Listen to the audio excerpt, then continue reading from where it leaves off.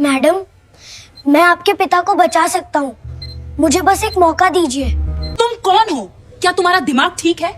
जहाँ बड़े बड़े विदेशी डॉक्टर भी नाकाम हो गए, वहाँ तुम ये कैसे कर सकते हो? रात बहुत हो चुकी थी। वो समय जब एक अस्पताल और भी भारी लगने लगता है। आईसीयू का कॉरिडोर शांत था, लेकिन सुकून भरा नहीं। ऊपर फ्लोरेसेंट लाइटें हल्की सी झिलमिला रही थी। मशीनों की धीमी गूंज फैल रही थी। दिल की धड़कनों की बीप लगातार बेरहम। आईसीयू के अंदर एक आदमी बिल्कुल निश्चल पड़ा था, जिंदगी और मौत के बीच लटका हुआ। घंटों तक सबसे अच्छे डॉक्टरों ने जो कुछ जानते थे सब आजमाया। इलाज बदले गए, प्रोसीजर दोहराए गए, विदेशों से मेडिकल रिपोर्ट आईं, विशेषज्ञों से सलाह ली गई, हर विकल्प पर चर्चा हुई, बहसें भी हुईं, लेकिन हर बातचीत एक ही जगह आकर रुक जाती थी। हालत नाजुक थी, नुकसान गंभीर था, और अंत में वो शब्द कह दिया गया, नामुमकिन। कॉरिडोर के एक कोने में एक किशोर चुपचाप खड़ा था। ना कोई सफेद कोट, ना कोई बैज, सिर्फ साधारण कपड़े, थोड़े से घिसे हुए।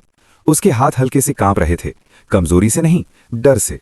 लेकिन उसकी आंखें स्थिर थीं, एकाग्र, क्योंकि डर के साथ साथ वहां कुछ और भी था। सालों से यही हॉस्पिटल उसकी पूरी दुनिया था।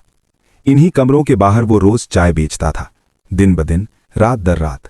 वो डॉक्टरों को देखता था, उनकी बातें सुनता था, बिना टोके, बिना सवाल किए। वो ऐसे पैटर्न देखता जो अक्सर दूसरों की नजर से छूट जाते थे। उसने सीखा, सिर्फ देखकर और चुप रहकर। और आज जब सबने हार मान ली थी, वो लड़का धीरे धीरे आगे बढ़ा। शांत और सम्मानजनक आवाज में उसने धीरे से कहा, मैम, मैं आपके पिता को बचा सकता हूं, कृपया मुझे एक मौका दें। कॉरिडोर जैसे थम गया, हर कोई सुनता रह गया। बातचीत रुक गई, कदम रुक गए, हवा में तनाव फैल गया। एक सीनियर डॉक्टर मुड़ी, नजरें तनी हुई थीं। तुम कौन हो? ये कोई खेल नहीं है। सबका ध्यान उस पर टिक गया, हर सांस जैसे रुक गई। चारों ओर फुसफुसाहट फैल गई। कुछ लोगों ने सिर हिलाया, कुछ ने नजरें फेर ली। जहां अनुभवी डॉक्टर असफल हो गए, वहां एक चाय बेचने वाले का बेटा कैसे सफल हो सकता है? लेकिन लड़के ने बहस नहीं की, आवाज ऊंची नहीं की। अगर मैं गलत हूं, वो शांत स्वर में बोला, तो मैं तुरंत चला जाऊंगा। लेकिन अगर मैं सही हूं, तो वो जिंदा रहेंगे। आईसीयू के अंदर समय जैसे थम गया। हर कोई सांस रोककर खड़ा था। मरीज की बेटी पास खड़ी थी, आंखें रो रो कर सूज चुकी थीं। दिल ही दिल में वो अलविदा कह चुकी थी। उसने डॉक्टरों की ओर देखा, फिर लड़के की ओर। हर पल खामोश, हर नजर भराई।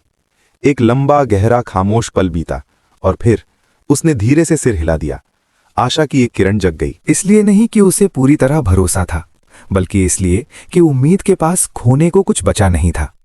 अनमने मन से डॉक्टरों ने उसे अंदर जाने दिया।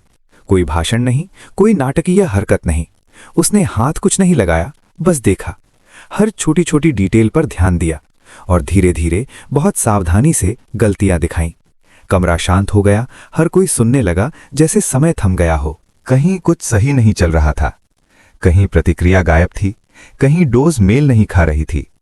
कमरा शांत हो गया, डॉक्टर सुन रहे थे। धीरे धीरे सावधानी से बदलाव किए गए। मिनट गुजरे, और फिर कुछ बदल गया। मॉनिटर की लय धीरे धीरे स्थिर होने लगी। नामुमकिन अब उतना पक्का नहीं रहा। जिंदगी लौटने लगी, छोटे मगर साफ संकेतों में। आईसीयू के बाहर हैरानी राहत में बदल गई। आंसू खुलकर बहने लगे। डॉक्टर चुपचाप खड़े थे, कोई साफ जवाब नहीं था। लड़का पीछे हट गया, ना मुस्कान, ना गर्व, सिर्फ सुकून। क्योंकि ज्ञान सिर्फ डिग्रियों में नहीं होता, कभी कभी वह ध्यान देने में छिपा होता है।